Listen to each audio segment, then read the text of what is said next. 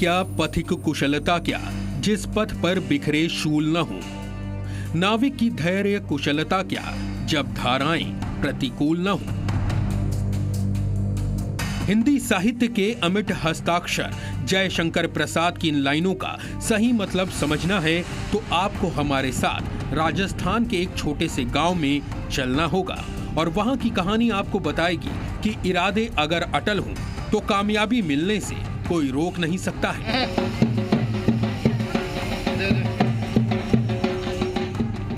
हनुमानगढ़ जिले के छोटे से गांव भैरून सरी में एक किसान परिवार की ये कहानी है जिसमें हौसला है, जज्बा है, महिला शक्ति है और कुछ भी कर दिखाने का संकल्प है।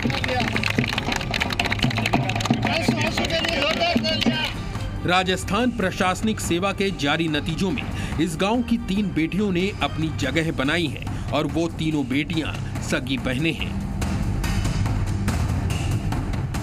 ये कहानी गांव के किसान सहदेव सहारण और उनकी बेटियों की है जिन्होंने अपनी सफलता से न सिर्फ माता पिता बल्कि गांव, जिला, प्रदेश और देश का मान बढ़ाया है। बेटे और बेटियों को एक जैसी परवरिश का ये सुखद परिणाम है। बेटियों में बेटे में मैंने तो कभी फर्क माना नहीं।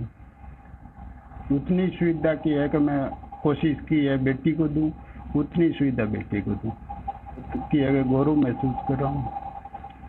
उनकी वजह से मेरा नाम हुआ है, पहचान बनी है, गांव की पहचान बनी है, प्रदेश की पहचान बनी है। परीक्षा में सफलता तो एक सामान्य प्रक्रिया है।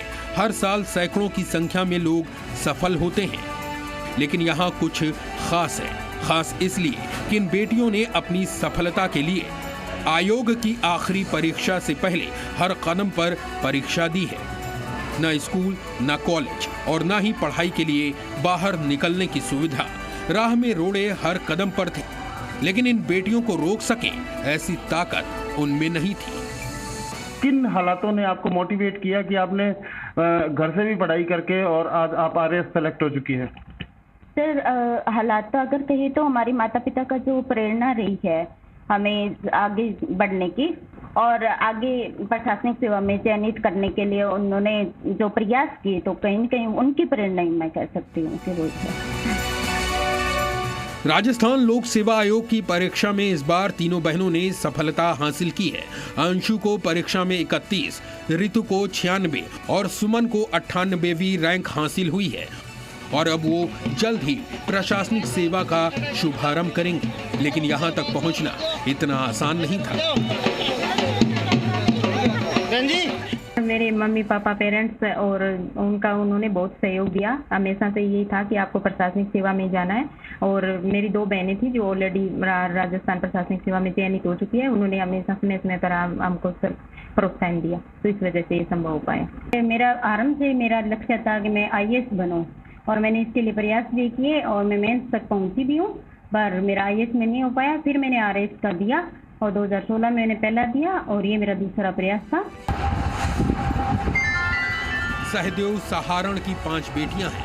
2 बेटियां पहले से ही प्रशासनिक सेवा में हैं, जबकि 3 बेटियों ने इस बार कामयाबी हासिल कर अपने पिता का सपना पूरा किया है,